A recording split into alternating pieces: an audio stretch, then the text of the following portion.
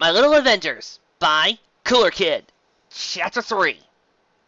Trixie stumbled through the Everfree, forcing her legs to support her weight. She was tired, hungry, and hopelessly lost. Her formerly glorious mane was a mess, and her ribs showed through her chest. Her tail was nothing but a ragged bush, and her eyes were bloodshot. Trixie was glad she didn't have a mirror.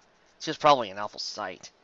The pounding, rhythmic thud of magic thudded painfully in her head, as it had ever since the massive wave of magical errancy before yesterday. With every passing moment, the pounding grew progressively larger, stronger, thudding in her head like a drumbeat. She tried ignoring it, but the drumbeat only grew steadily louder until she could disregard it no longer. Tracking the source of a drumbeat was a simple matter for one such as Trixie, even in her weakened state. The signal was strong and clear, leading Trixie ever deeper into the Everfree forest. In the back of her mind, Trixie was aware that this was a very bad idea that would likely get her killed, but the rest of her disregarded it. Her curiosity was overwhelming, and the pounding waves of magic responding through her head was going over her extraneous thoughts. There! Hidden beneath the thickest growth of trees lay a strange shape, a formless mass of magic and power. Trixie approached it, the waves of magic growing stronger and stronger as she approached. The strange mass was the color of tarnished silver, moving and shifting in sickening motions. Trixie hardly noticed this, however, intoxicated by she was by the incredible magic that this magic was going off. The mass shifted suddenly, and though it had no mouth, it spoke. "Who goes there?" Its voice boomed with such authority that Trixie could not help but answer. I am the great and powerful Trixie!" Tracy said, with some of her old confidence returning at the utterance of the familiar phrase. "The most powerful unicorn in all of Celestia!"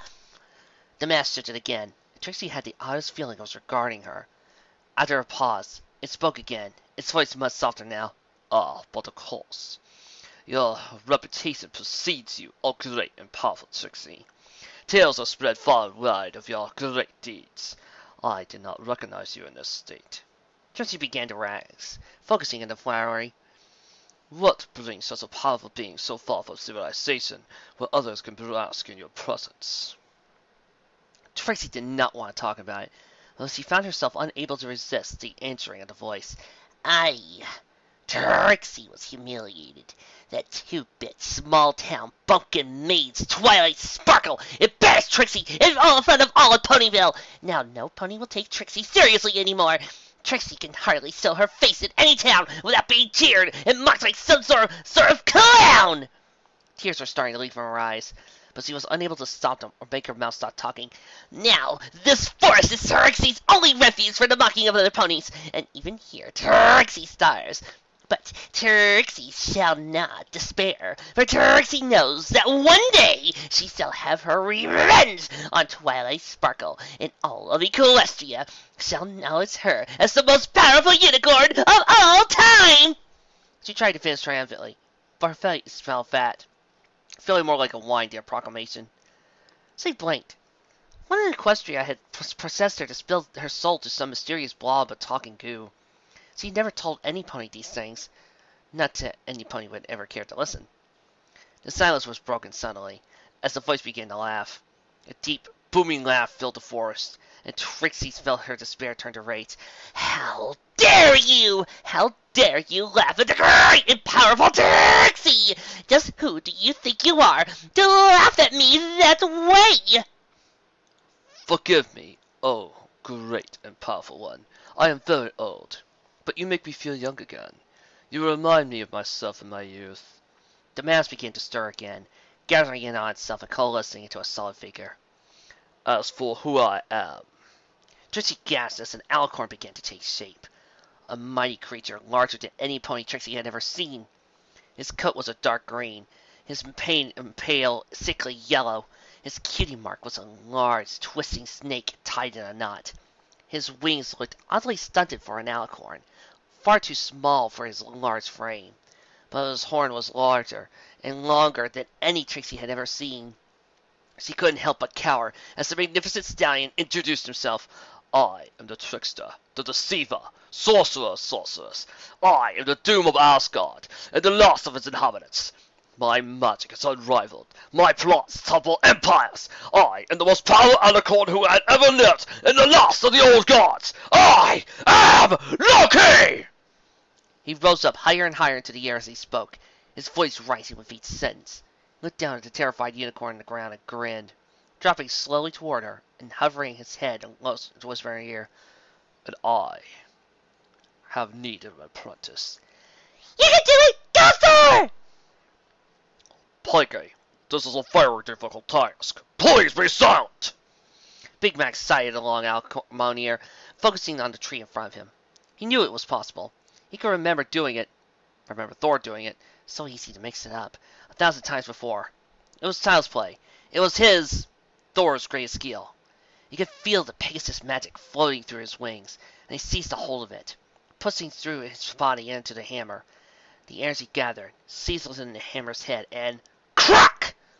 A bolt of lightning exploded from the hammer, sticking the tree he had aimed near its center. Pinky leapt into the air with a joyous cheer, waving her pom-poms wildly. I knew you could do it! She exclaimed, bouncing around with excitement. The two of them were in the same forest clearing, a short ways away from the farm, where Pinky had explained everything to Big Mac 2 days ago. Pinky had insisted that Big Mac practice his new powers regularly to get the hang of them, so he'd be ready for a fight when, not if, Loki had attacked. Big Mac suspected that her true motive was an excuse to wear the cheerleader outfit she was currently wearing, but the practice was helping. It had taken him many tries to generate a proper lightning bolt. Now he had it down. He sighted down Monier again and fired a bolt at another tree, just to ensure it wasn't a fluke. The lightning bolt shot out with another large crack, and Pinky cheered again. Way to go, Thor! She yelled, bouncing up over to him and hugging him around the neck. Thank you, Pinky. I could not have accomplished it without your help. Big Mac hugged the excitable mare back. You're welcome! Now, for the next item on our list. Pinky pulled her checklist from her saddlebag. She decided to take a lesson from Twilight Sparkle and make a checklist of all the various powers Big Mac could remember Thor using. Big Mac, unfortunately, could not read the checklist, as it seemed to him to be some rather arcane language no sane pony could comprehend, or just some random scribbles. But Pinky had no trouble. She made a mark on the list that could have been a check, and then said, Ooh, weather control, take a make it ring! Big Mac took a deep breath and flirted his wings. It still felt a little strange to have those extra limbs attached to his back, though it felt far more natural than magic. He still had to perform more than a basic telekinesis spell. He focused on the Pegasus magic in his wings, flapping them slowly as he pulled down into the air around him. Normally, a Pegasus had to manually push and pull at all of the clouds around him to control them. But Thor's memory showed him shaping the skies with nothing but a thought and the might of Monier. Lifting the hammer to the sky, he focused his power through it and pulled onto the skies. And once the wind picked up, and the sky filled with dark, angry clouds rumbling ominously, the rain began suddenly, a violent torrent that drenched both Mac and Pinky. The wind grew harsher, beginning to circle about Big Mac in the beginnings of a hurricane. In a panic, Big Mac hurriedly looked through Thor's memories for the proper technique before letting loose a large burst of fresh air, dispersing the howling winds and angry clouds before the storm grew worse. Wow! Brr! Pinky exclaimed, shaking herself dry. I only expected a little bit, itty-bitty bit of rain, but that was awesome! I never saw a storm that big. Not even that one time when Daisy slipped in and made the whole weather team miss a week of rain, so they had to do an extra big storm to make up for it, and we all ran around town pulling off branches on the trees. In fact, you might be better at moving the weather than Daisy, and she's the bestest Pegasus ever! I love doing Pinky. Big Mac chuckled, a low, throaty sound. Despite his voice was even deeper than his own, and sometimes he found the effect unsettling. Ah, my power is a bit greater than I expected. I'll expect more training, so I'll be required to control it properly. Well, that's for later. He raised Monier and struck the ground, transforming the Big Mac in a flash of light. Later? Pinky asked, looking disappointed. Why later? I haven't even got a chance to see you fly yet! Big Mac just smiled and pointed to the sun directly overhead. Lunchtime, he replied simply. How about you come over for lunch, Pinky? Least I could do for y'all helping me with all this. He stowed Monier in a saddlebag. One of the Sav's more useful features he discovered was his ability to change size, regardless of his current state. It made carrying it about a great deal easier. Oh, it's no problem, Big Mac Attack, Piggy said. Oh, I like that one! Mac Attack. It sounds super cool. If you hadn't already had a superhero name, I say you could use that one, except for it would give your real name away and it would kind of make it pointless. You know? Piggy paused. What was I saying? Oh, right. Anyway, it's no problem. I'm happy to help. Then her stomach rumbled. Rumble. Oh, but I'm even happier to eat. Let's go. Big Mac and Pinky entered the house together. Pinky bouncing along the steadily potting Macintosh. His Applejack's turned to cook, and she looked up from the stove in surprise. Pinky? What are y'all doing here? Ain't you working at Sugar Cube Cornplay? I took the day off, Pinky replied cheerily. The cakes didn't mind, and I needed to help Big Mac practice his tricks. Tricks? Applejack gave Big Mac a suspicious look. Big Mac returned it steadily. Intimidating to his sister may be, long years of dealing with her had taught him to avoid her scathing gaze by letting it bounce off of him. He was the only person in Ponyville with a decent chance of keeping a secret with her, though he was an awful liar. Hopefully Pinky was skilled enough for both of them. I'll never heard about any tricks. Just what kind of tricks are you showing her? Big Mac hesitated a bit. I can't tell you. Not yet. You're not ready for other ponies to see yet, Pinky supplied, seemingly oblivious to the tension slowly mounting in the room. Applejack didn't like ponies keeping secrets from her. But they're super spectacularly awesome, amazingly stupendous! I am wildly used to these tricks to Pinky and not your own sister? Applejack gasped, still not completely convinced. Big Mac, however, had anticipated the question and had a response ready. Pinky Password, he supplied. Pinky took his hint and ran with it. Well, yeah, Big Mac doesn't want any pony to know about it until he's ready, but he knows I'm the best pony in all of Ponyville and keeping secrets. I'm Pinkie Pie sworn not to tell anyone, so he knows I will never cause on losing a friend's trust. It's the fastest way to lose a friend forever, I know. Applejack said with a sigh, finally relaxing. Big Mac held in a sigh of relief, marveling at Pinky's ability to lie while saying nothing but the truth. That's not how you say it, Applejack. It's forever! Pinky corrected. You gotta do it right, or you'll ruin the meme. Applejack ignored Pinky as he went back to her usual incoherent babble and turned to her brother. I'm sorry, Mike. Y'all know how I get about secrets, but I still trust you more.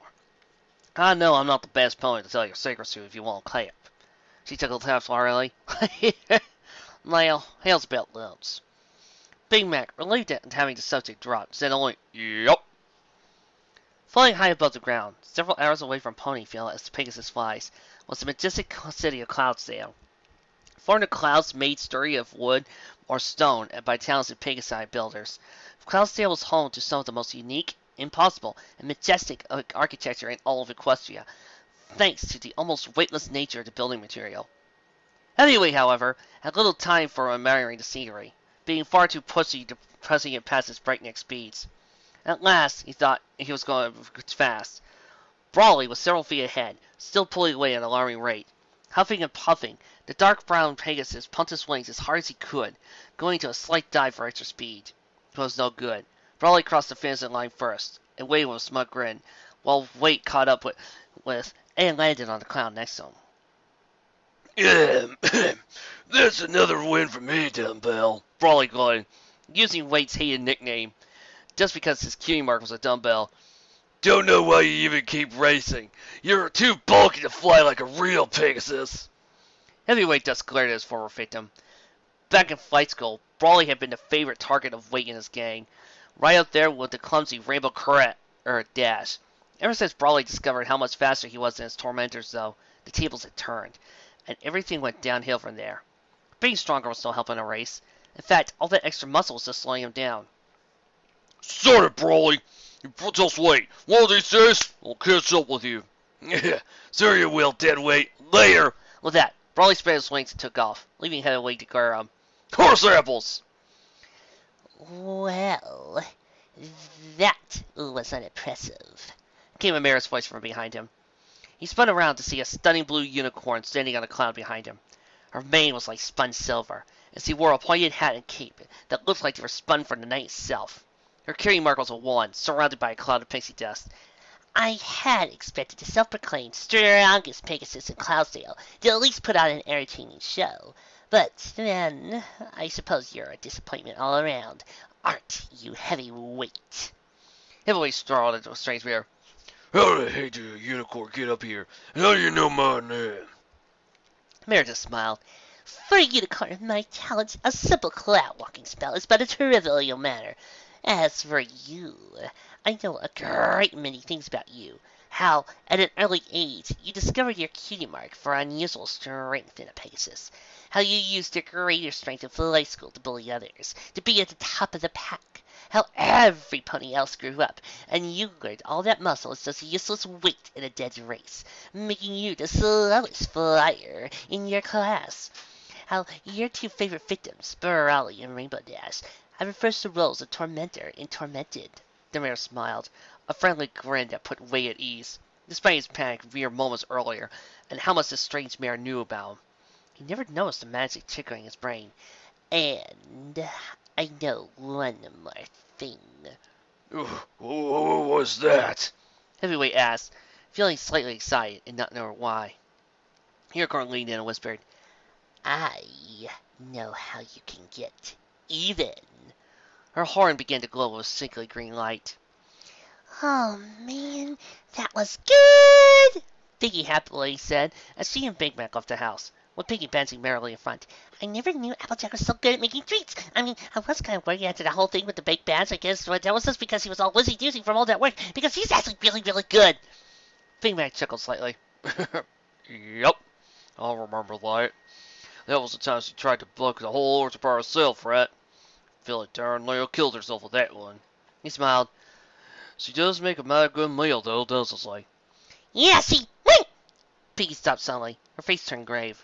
A highly unsubtly expressive and tearful play. My pinky sense.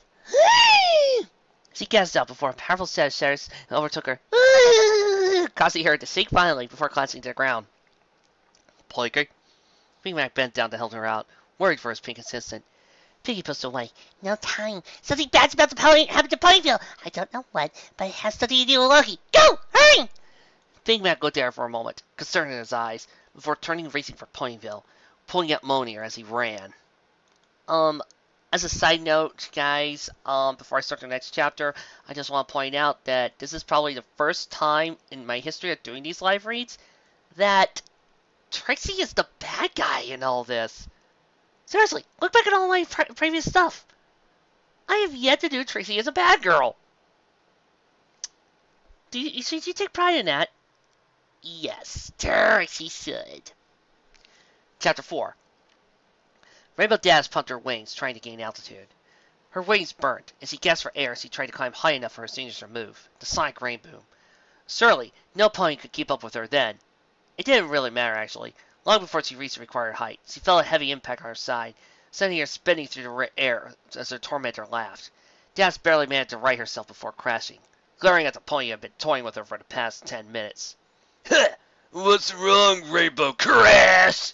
Heavyweight teased, grinning so wide Dash felt his head might split open. Can't keep up? Something had happened to Heavyweight. It was much larger than a Pegasus, and any pony, really, he had right to be. His wings were the size of an alicorn's, and he was just a few inches smaller than Princess Celestia herself. But these mere changes in appearance were nothing compared to the one fact that wouldn't leave Rainbow's mind. He was faster than her, and stronger too. But that was nothing new. He had always been stronger, but Rainbow Dash never met any pony faster than her, especially not Deadweight. She had always been the fastest, ever since her first sonic rain boom back at school. But now? Dash went into a dive, trying to escape the larger Pegasus, but Heavyweight laughed as he chased her. They zoomed down low through Ponyville, startling ponies who scattered from their path. Dash tried to dodge him by zigzagging through the streets, hoping he'd get lost. But Ponyville didn't have a very complex layout. Finally, as she ducked around Rose's flower shop, it seemed she had lost her pursuer. She landed to catch her breath, only for Heavyweight to, impossibly, burst through the wall behind her, smashing it to splinters. Come on, Rainbow Crash! He taunted as Dash took the other again. Don't tell me you're running from a fight! Come on, hit me! Dash didn't stop fleeing, but she glared over her shoulder and spit back. I would if you would just hold still and fought fair, Bell! With a snarl, Heavyweight lost himself at her, smashing her hard and sending her sprawling onto the hard cobblestones. My name's not Dumbbell! He roared. The windows of the surrounding buildings shook from the force of the war. A crowd was beginning to gather, with the terrified ponies kept their distance. And it's not Heavyweight either! I'm the record now! He reared up, as if preparing to stomp a rainbow dance with his front hooves. "'Cause I'm about to wreck your flank! I'll say Lord Nye!" The air suddenly whipped for the self-proclaimed Wrecker's lungs, as the sudden impact sent him sprawling. "What kind of coward will attack a defenseless mare, and while she lies stricken on the ground no less?" Ignoring Rainbow's protest of becoming defenseless, Wrecker righted himself to glare at his attacker, only to sputter slightly. Hovering several inches above the ground was an enormous alicorn stallion, a stone hammer tied to his left hoof. That must have been what hit him, he thought vaguely. Ugh. Who the hell are you?" The Wrecker sputtered, trying to cover his nervousness. The alicorn merely glared at him. I'm the God of Thunder, one of the last of the old gods. I'm the son of God King Odin, a master of the skies. I am Thor!" Rose higher in the air, pointing his hammer at the Pegasus. "And you, mortal, are not welcome at Ponyville!" Wrecker felt a strange surge of irrational anger shoot through him. He wasn't certain why, but he was suddenly filled with an all-consuming hatred for the alicorn. Wrecker was not a pony given to introspection, so he reacted the only way he knew how. "Well, sorry whatever your name is, but hell this. This ain't any of your business. If you don't move your flank, I'll drive you into the ground!" Thor gave him a contemptuous look. "If thou truly thinkst thyself of equal with the lords of storms, thou art looking to try thy strength. Be warned, however, I will show thee no mercy!" "Oh, shut up!" Wrecker roared, launching himself at Thor. He kicked the ground as he took off, leaving a small crater behind. The wind from his wake nearly knocked out several body windows. He shot across the street at the larger alicorn, as he collided with a sounding thud. Thor slid back several feet, but his hooves on the Wrecker's shoulders held the oversized Pegasus at bay. The Wrecker glared at his foe as he struggled to gain leverage. His strength could only match Thor's, not overpower him. "Your strength is commendable," Thor commanded, as he grappled the Wrecker. "It is a rare power who commands an alicorn of strength. Strong as Pegasus and Punk Cloudsdale." The Wrecker grunted, beating his wings in an attempt to push the larger pony back. "Impressive, however." Thor's horn glowed with a golden light, and his eyes took on a similar color. "You are still mortal, and I am still a god!" There was a loud crack and a smell of ozone as a point-blank lightning bolt leapt from Thor's horn and landed point-blank in the chest of Wrecker. The powerful Pegasus was propelled backwards, twitching violently for several seconds before he recovered, beating his wings to keep from hitting the ground. Before he could fully recover, however, a vicious underhand swing of Thor's hammer caught him under the chin, sending him into the air. The Wrecker righted himself mid-flight, desperately trying to flee. The Pegasus turned into a brown blur as he used his incredible new speed to try and leave Ponyville before his more powerful foe caught up with him. Thor was having none of that. Rather than chase the Pegasus, Thor lifted his hammer to the sky and focused. The sky darkened with storm clouds, the ominous rumbling of thunder filling the air as the wind began to howl. A powerful crosswind blew over Wrecker, sending him tumbling through the air and driving him back into the ground. Wrecker glared at Thor as he recovered from his emergency landing. "Oh, that's how you want to play it? Fine." He launched himself at Thor, but rather than attack her directly, he spun about the alicorn at breakneck speeds, starting the air into a furious tornado. After several revolutions, the Wrecker exited the forecast, grinning broadly. "Get out of that one, sucker!" He laughed, though he doubted Thor could hear him over the winds. Suddenly, a bruised streak shot out on the top of the hurricane, a powerful wake of the alicorn's flight tearing the hurricane apart. Thor ascended up past the clouds, vanishing from sight for a moment. Then he suddenly shot down from a storm cloud, a bolt of lightning following closely in his wake. The Wrecker, realizing what was about to happen, flared his wings and tried to escape. But it was far too late. Thor passed over his head, and the bolt of lightning in his wake slammed into the Wrecker's body, knocking him clear off his hooves. The powerful bolt sent Wrecker tumbling, before he collapsed to the ground in a smoking heap. Thor walked over to him calmly, standing over him as the Wrecker feebly tried to fly away. Thor gave him a casual swat with a hoof that didn't have a hammer, knocking him to the ground. The Wrecker trembled feebly as he looked into the pitiless eye of Thunder God. "Please, don't kill me," he whimpered. I just wanted to be the best." "I told thee before, I'll have no mercy for cowards and braggarts like you," Thor growled. The crowd of terrified ponies that had been watching all drew in a breath at once, like a single creature. After a moment, Thor sighed. but I cannot kill a helpless foe, not even one as pathetic as ye be. You fought well for a mortal, so I'll grant you your life. A wave of moan air caused the winds to be calm and the skies to clear, returning the weather to its sunny state. He turned away from Record, scanning the clouds. Twilight Sparkle, art thou Watson? The never apparently the purple unicorn stepped forward from the crowd. That's me, sir, your highness. Thor will do, Lady Sparkle. I'm no kind, even if I were to hold a little paces for formality. Come forth, I require your assistance. I believe this pony's strength comes from her enchantment, and I have little knowledge of such matters. I require your aid to do it. Huh? Oh, yes, of course! Twilight hurried over, leaning over to big Pegasus. Record didn't even stir as Twilight's horn lit up. Okay, I can feel the enchantment. It's... wow. I've never seen a spell this complicated before. Or this powerful. I could probably unwind it, but it might... Whoa! There was a sudden flash of sickly green magic for the defeated colt's forehead. A strange symbol traced itself green on its brow. It was familiar to Thor. A twisting green snake in the shape of a stylized S. The mark of Loki.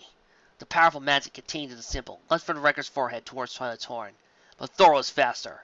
His hammer intercepted the bolts of magic, and they fizzled harmlessly against its surface. Art thou all right, Lady Sparkle? Thor asked, lowering his hammer. Yes, I'm fine, Twilight replied, shaking her head clear of the magic's disturbing influence. That was... intense! I've never felt magic that... Evil? Yes, that's it, exactly. There was something very wrong about that spell. Twilight shuddered. I think it was designed to attack my magic. To set it down, I think. But ponies need that magic to live. Her eyes widened in realization. Oh my gosh, that's horrible. Who could even think of such a spell? Okay, Thor said flatly. Can you do the enchantment now? Who's... No, never mind. There'll be time for questions later. Twilight steeled herself. Her heart began to glow again. Yes, a lot of power in the spell is gone now. I think that defense mechanism was a last resort kind of thing. I drained most of the power out of it. I think I can cut it now. There was a brief moment of concentration. Then suddenly the Record's body was awash in a sickly green light. I cut the connection between his body and the magic, Twilight said, backing away. But the magic needs to go somewhere. I thought it would just diffuse harmlessly, but there's just so much. Thor didn't reply, but held out his hammer. Nothing happened at first, but then the disturbing aura of magic slowly began to drain off its victim and into Thor's hammer. After several moments, the Record was merely heavyweight again, though somewhat older seeming than before. Monier glowed a bright green for a moment before returning to normal. It worked! Twilight said, grinning happily. That weird magic took a toll on his body, though. I'd say he aged at least a couple of years. Now, maybe you can explain what's going on? Twilight turned to face the guy who had been there mere moments ago, but only to find he already vanished. Holy Celestia, he's fast! Came Rainbow's voice. The answer Pegasus hobbled out of the crowd. I wonder if he gives lessons. Big Macintosh stowed away the staff in his saddlebags, which he had left just outside town. The last time he transformed, it had ruined his best pair of saddlebags. So, he'd taken them off before hope this time. His heart was pounding wildly in chest. He felt as though he could barely breathe. Had he really done all that? It felt separate from him, like it had been Thor finding the Wrecker, not him. It was an uncomfortable feeling. Nick! Came a joyous cry. He suddenly felt a sudden weight on his back. It took his brain a few seconds to realize Pinkie-Pie's voice, but he was able to restrain his urge to buck her off. That was awesome! I missed some of it, but I showed up in time for that awesome thing with the clouds and the wind and the lightning. It was so cool! Pinkie got down from his back. I was kind of worried about you at first because I've never seen you in a fight before, but you're all like, roar! And then you're like, whoosh! And then you made a big boom! And... Pinkie!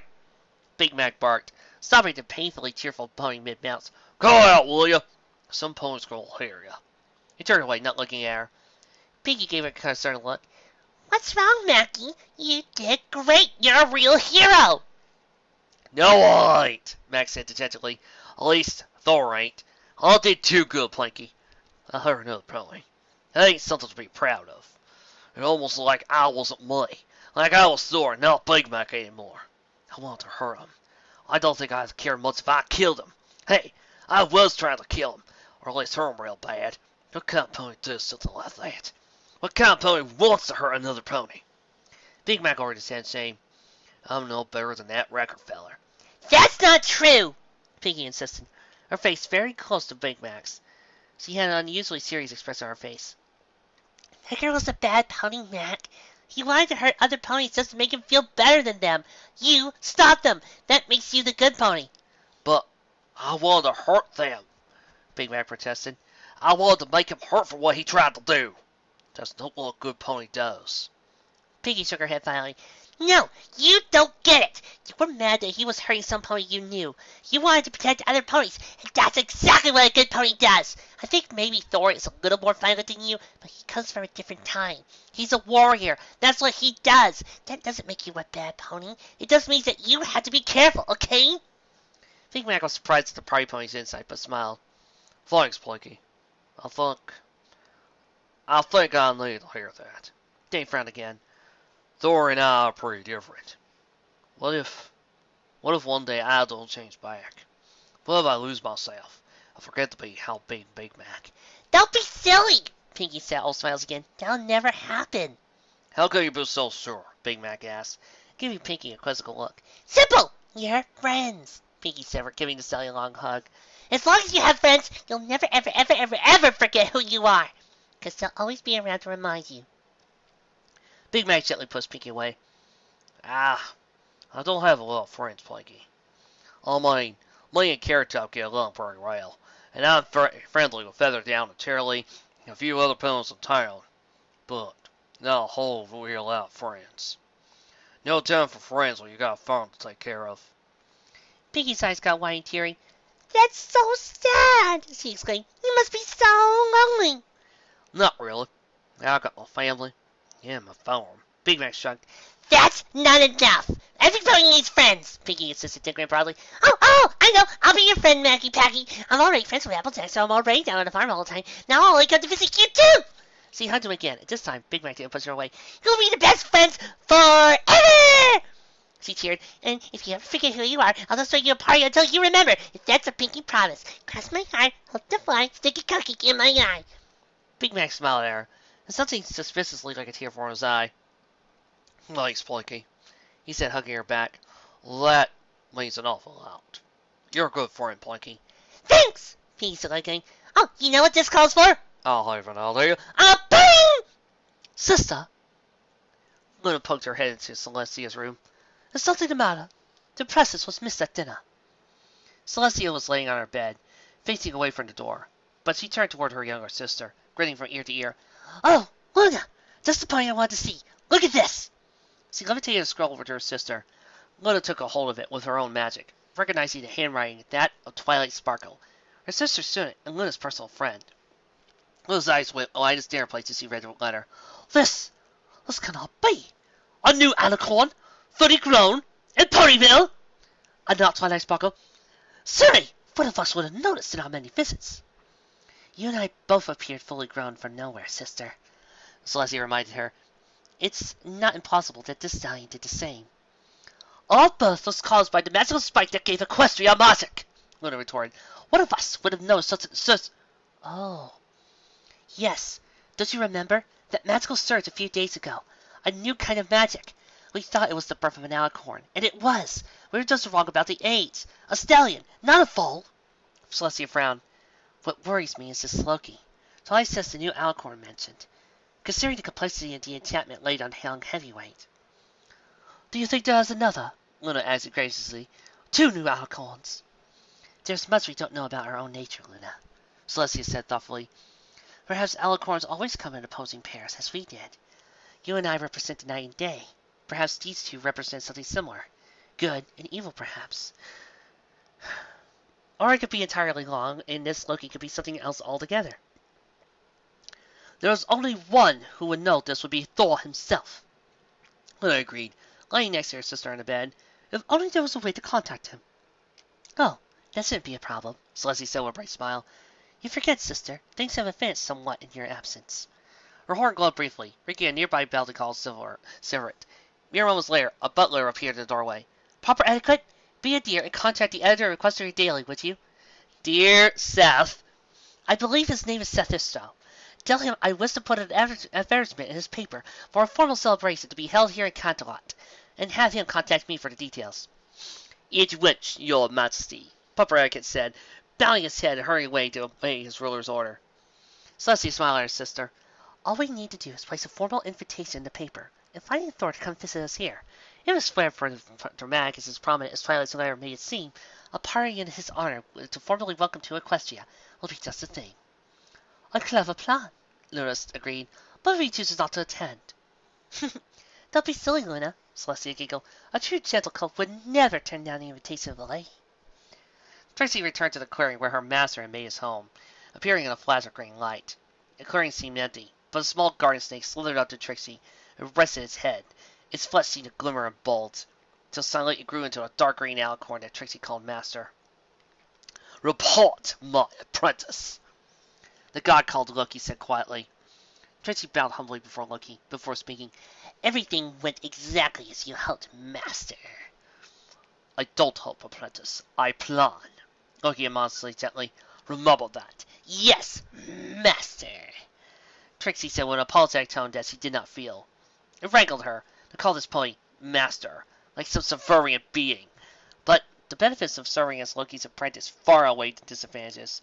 Trixie could suffer serving a single pony, if it led to her dominance all over Equestria. It appears that you were correct. Thor's mortal form resides in Ponyville, and he led to his defense when its inhabitants were threatened.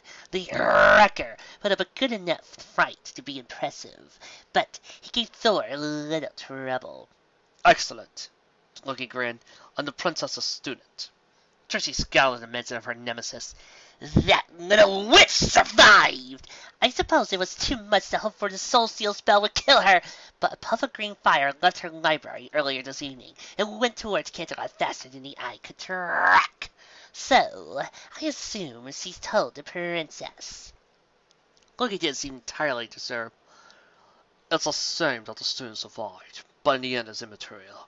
Her death would have forced the princesses to take action, but since she lives, we will require a more direct method to force her hoof. Trixie, my apprentice, I believe it is time we woke an old friend of mine. He has slumbered beneath the surface of Equestria for far too long. Of course, Master, Trixie said, raising her head. Loki went down and touched the horn to hers, transmitting the teleport coordinates and instructions for dealing with his friend into her mind in a flash of green magic. Tracy teleported away, wasting no time. Loki grinned in the darkness. Soon, Equestria, soon. The pieces are moving into place.